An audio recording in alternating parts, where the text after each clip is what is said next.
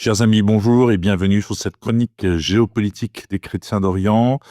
Nous partons aujourd'hui en Syrie avec le départ de l'armée américaine qui se concrétise. Alors je rappelle que c'est un lien direct, bien sûr, avec les chrétiens d'Orient, ce pays où ils représentaient entre 8 et 9% avant le début de la guerre civile, on va dire entre guillemets.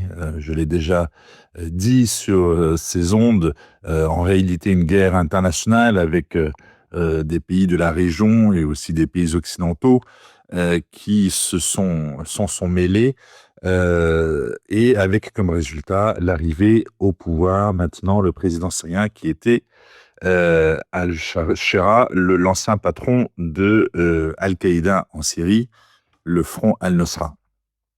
Et avec donc comme résultante une disparition accélérée du nombre de chrétiens dans le pays. Alors bien entendu, il n'y a pas que les chrétiens qui ont souffert, c'est toute la population syrienne, majoritairement sunnite, avec une grosse minorité alawite et quelques chiites et des druzes. Enfin, c'est toujours en Orient, il y a beaucoup de communautés disparates, mais c'était juste pour souligner le lien avec les chrétiens d'Orient. Les États-Unis, donc, ont entrepris de retirer leurs derniers soldats de Syrie, ce qui confirme la volonté de l'administration du président de confier au gouvernement syrien un rôle central dans la lutte engagée pour empêcher une nouvelle montée en force du groupe armé État islamique.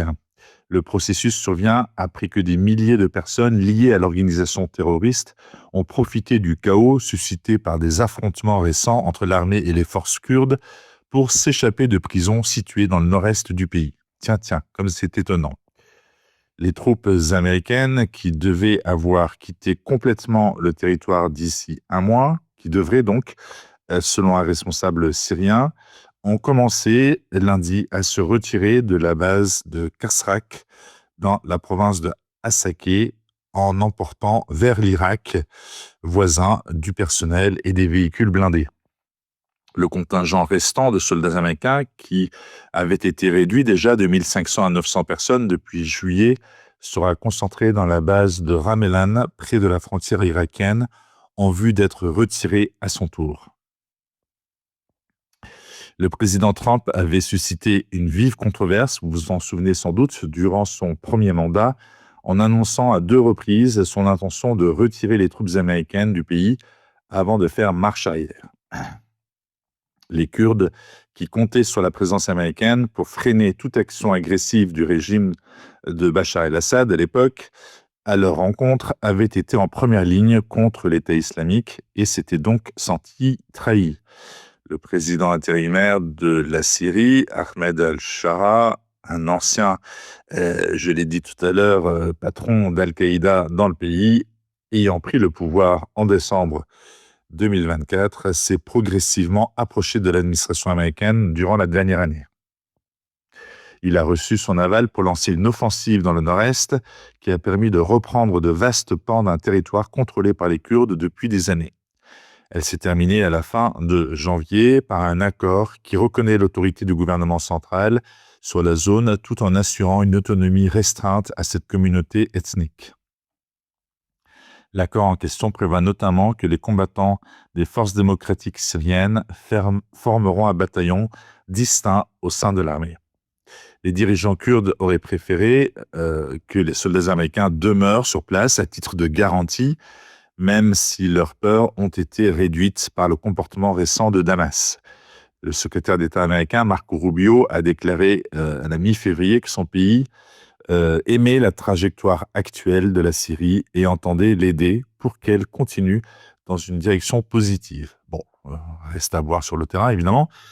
Le sort de l'État islamique constitue un facteur d'incertitude alors que le gouvernement central a progressivement pris le contrôle de plusieurs prisons où étaient détenus les combattants présumés de l'organisation. Plus de 5000 militants jugés dangereux ont été transférés préventivement avec l'aide des États-Unis en Irak, alors que de nombreuses évasions ont été signalées, y compris à Al-Khol, un établissement qui comptait encore récemment 25 000 femmes et enfants liés à l'État islamique, dont plus de 6 000 ressortissants étrangers. L'État islamique semble se montrer opportuniste. Il pourrait chercher à tirer profit des zones où l'État syrien est absent sur le plan sécuritaire pour prospérer. En décembre, 2 soldats américains avaient été tués à Palmyre par un tireur de l'État islamique, vous vous en souvenez sans doute, ce qui a suscité une réponse militaire musclée, ponctuée de nombreux raids aériens. Ceci pourrait se poursuivre au besoin à partir des pays voisins, selon l'armée américaine. La possibilité d'une recrudescence des activités de l'organisation est une vive préoccupation pour Damas, qui a dû composer avec 2 attaques meurtrières contre des forces de sécurité à la fin de la semaine dernière. Dans un message diffusé samedi, l'État islamique a dit vouloir faire tomber le régime apostat d'Ahmed al-Shara, le décrivant comme le chien de garde de la coalition internationale formée pour lutter contre ces combattants. Voilà, c'est tout pour aujourd'hui. Merci pour votre fidélité et on se donne rendez-vous la semaine prochaine sur Radio Espérance.